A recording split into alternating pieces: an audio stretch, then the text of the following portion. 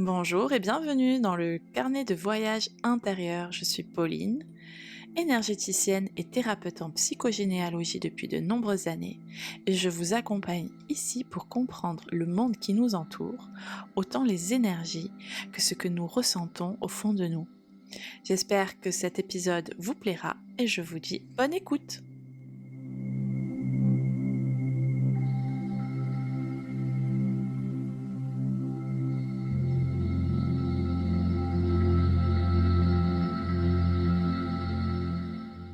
Hello et bienvenue dans ce nouvel épisode du carnet de voyage intérieur. Aujourd'hui, j'ai envie de parler de quelque chose qui me plaît beaucoup, qui m'inspire beaucoup et dont je parle beaucoup avec mes clientes. C'est un voyage un peu sauvage, instinctif, vibrant, celui de la rencontre avec ton animal totem. Alors, on entend plein de choses sur l'animal totem.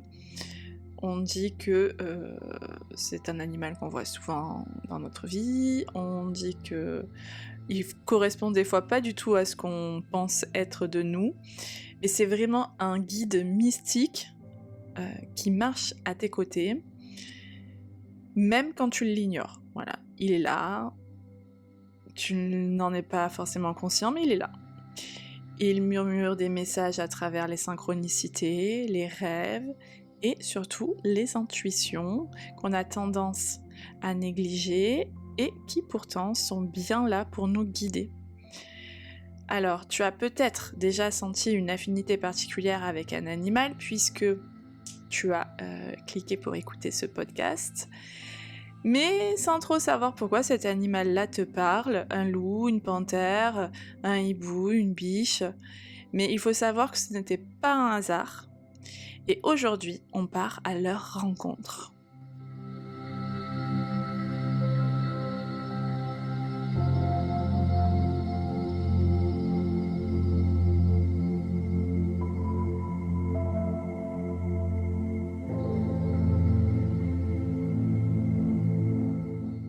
Alors il faut savoir que depuis la nuit des temps, les animaux occupent une place sacrée dans les traditions spirituelles.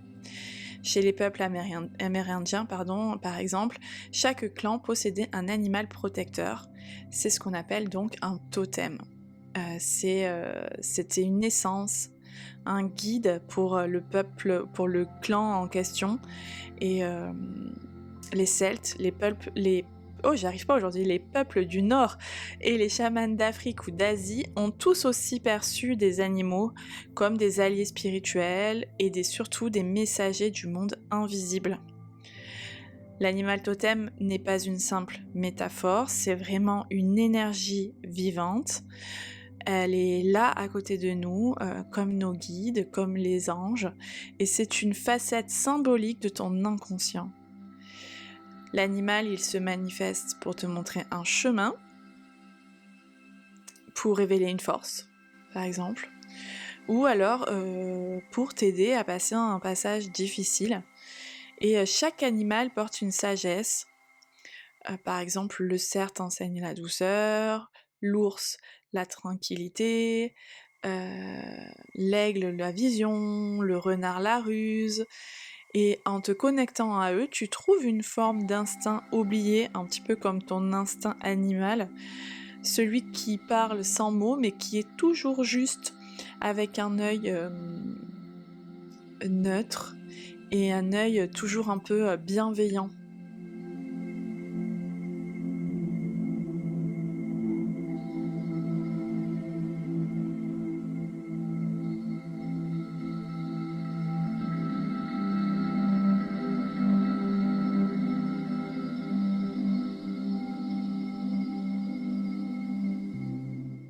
Alors tu vas me dire, comment je connais mon animal, comment je le choisis. Eh bien en fait, l'animal ne se choisit pas. Il t'accompagne depuis toujours. Alors, c'est vrai que parfois on dit qu'il peut changer au fil des cycles de la vie. Mais 90% du temps, il y en a un. Et c'est toujours le même, en arrière-plan. Et surtout, très très très fidèle. Pour le rencontrer, c'est relativement simple, entre guillemets. Tu peux, par exemple, observer les synchronicités. Donc, un animal qui revient sans cesse dans ta vie, qui revient dans tes rêves, qui vient en images, qui vient que tu croises dans la nature, ou alors tout simplement dans des briefs de conversation. Un animal qui n'a rien à faire là et tu entends ce mot. Là, il y a de fortes chances pour que ce soit ton animal totem. Tu peux aussi méditer dans un état de calme. Tu peux visualiser une forêt, une clairière ou bien un désert. Il n'y a pas forcément que des endroits verdoyants où il peut y avoir un animal totem. Et tu laisses venir à toi l'animal qui s'approche sans peur. Parce que forcément, que tu vas fermer les yeux, tu vas avoir des animaux. Mais il faut que tu laisses venir celui qui arrive doucement, confiant, à pas de loup, qui sait se faire discret, mais qui sait être présent, qui est là, qui t'observe. Ça, c'est très très important, qu'il vienne lui et non pas que toi tu ailles vers lui.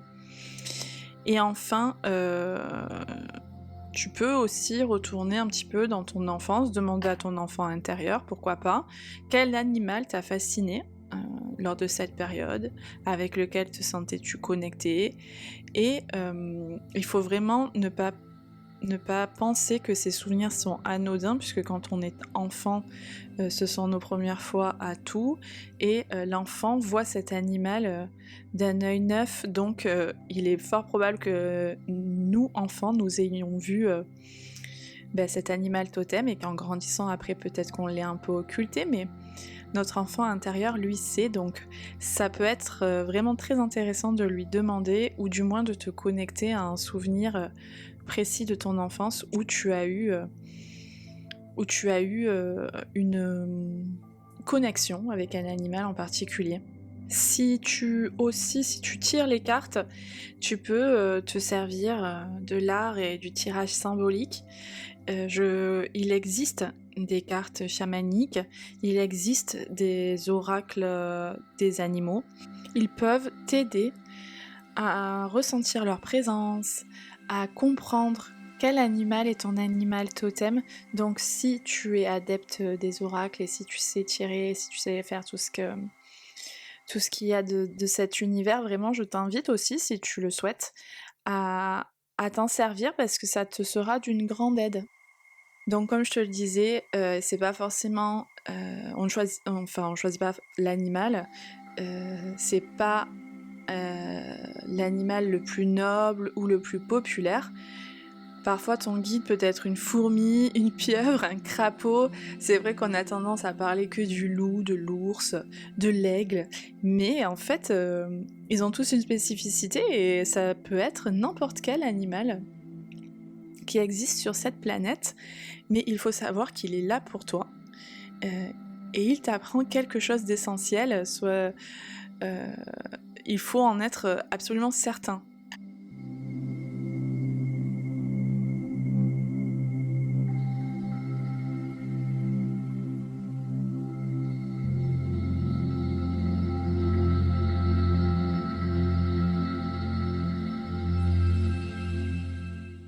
Alors j'aurais aimé donner la symbolique de tous les animaux totems de cette planète, mais c'est clairement impossible, puisque comme on disait, il peut y avoir la fourmi, la pieuvre, le crapaud, l'araignée, le lézard, tout ce que tu peux imaginer, tout simplement, le perroquet, la mouette, enfin bref, tout animal qui te semble être...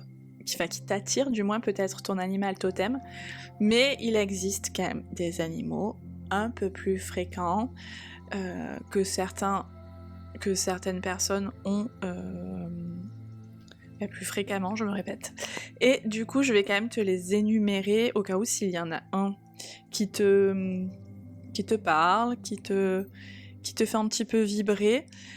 Et je vais te donner une symbolique relativement courte de chaque, puisqu'on peut faire presque un podcast sur chaque animal totem, mais ce n'est pas le cas aujourd'hui, c'est juste pour te faire comprendre et prendre conscience que tu peux être guidé par plein de choses différentes dans ta vie. Et donc le plus fréquent, c'est le loup. Et oui, le loup. Il t'invite à retrouver ton clan, à équilibrer l'indépendance et surtout la loyauté. C'est vraiment un guide pour ceux qui apprennent à vivre avec instinct, puisque le loup est vraiment dans l'instinct primaire et puis dans le partage en meute. Donc c'est quand même un animal qui revient très fréquemment. Il y a aussi l'ours. Alors un petit peu différent du loup. On est vraiment là par contre sur une force tranquille et là différemment au loup sur une solitude. Effectivement, il enseigne l'introspection et je dirais la résilience. Voilà. Il y a l'aigle. L'aigle, c'est la vision supérieure, c'est pour aider à prendre de la hauteur et vraiment voir au-delà des apparences. Il y a le cerf qui amène avec grâce la douceur, le cœur ouvert, même dans l'adversité. C'est vrai qu'on voit un animal très élancé, très digne, et à la fois très silencieux, très doux, donc ça correspond totalement. Il y a aussi le serpent, qui est lui, je dirais, un peu un gardien de la transformation. Il te pousse à muer, et il te pousse donc à muer, à laisser derrière toi cette ancienne peau, cette ancienne vie, et à renaître. Voilà, à renaître, à évoluer, à avancer toujours vers de nouvelles choses. Il y a aussi le chat, qui est un symbole de mystère et d'intuition. Et il est souvent associé à l'indépendance féminine. Donc c'est vrai que les femmes ont tendance à avoir un animal totem chat, puisqu'elles s'y retrouvent. Il y a également la chouette, qui elle est connectée à la sagesse nocturne, et surtout au secret de l'ombre, puisqu'elle voit tout, devant, derrière, sur les côtés, donc elle connaît les secrets de tout le monde. Là, il y a également le papillon, messager de l'impermanence, de la beauté et surtout du renouveau et du changement, puisque le papillon se forme lui-même, se fait dans sa petite chrysalide. Le ver est en introspection et il renaît, donc c'est vraiment dans la beauté, le changement, l'équilibre. Et enfin, il y a le dauphin qui est souvent présent avec nous, qui réconcilie jeu, communication et fluidité émotionnelle, puisque le dauphin se mouvoie facilement dans l'océan, il communique énormément avec ses compatriotes. Donc c'est vrai qu'il nous amène vers de la fluidité et de la légèreté. Bon, forcément, il y en a bien d'autres. Chacun porte un miroir, une leçon, quelque chose à apprendre, quelque chose à comprendre. Et il correspond vraiment à ton énergie.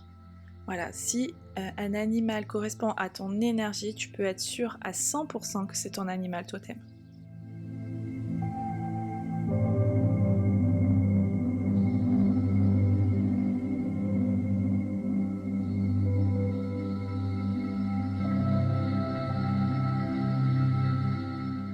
L'animal totem est vraiment un reflet, il montre une partie de toi que tu dois peut-être intégrer, réveiller ou avec qui tu dois te réconcilier.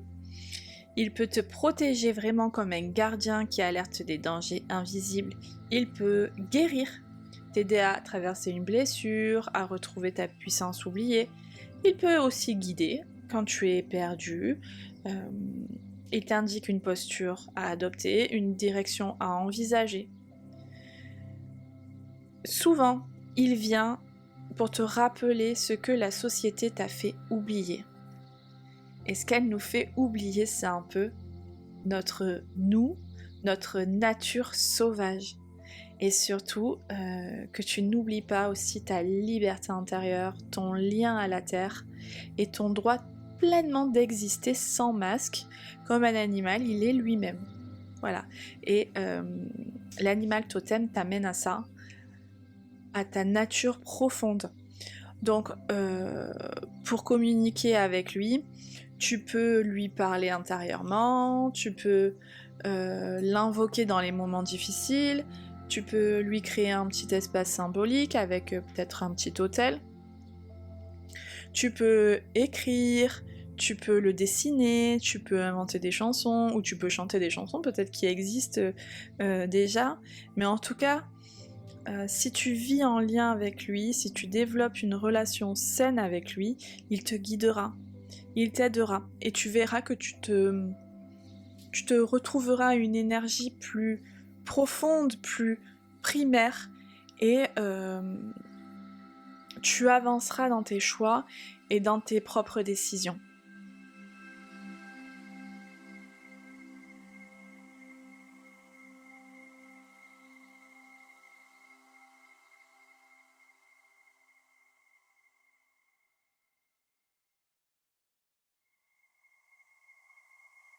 Ce qu'il faut absolument retenir, c'est que l'animal totem n'est pas un concept, c'est vraiment une présence vivante, vibrante, et cette présence t'invite, comme je le disais, à revenir à l'essentiel. Je le répète, mais c'est vraiment très important, à revenir à ton instinct qu'on a tendance à mettre de côté, à revenir à la vérité, à revenir à ton âme.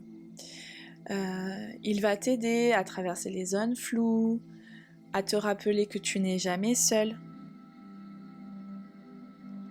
Au fond de nous, on a tous la nature encore. Peu importe où on vit, peu importe ce qu'on fait dans la vie, on a cet instinct au fond de nous, de la nature qui nous appelle sous des couches de doute, de peur, de raisonnement, d'éducation.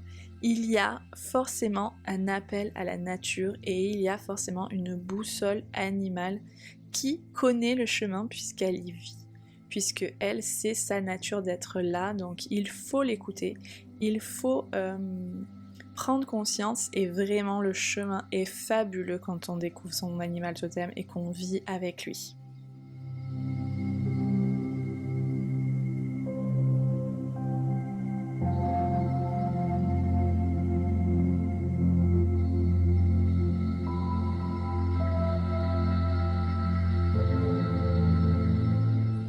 Quant à moi, je te remercie de m'avoir écouté. J'espère que cet épisode t'a plu.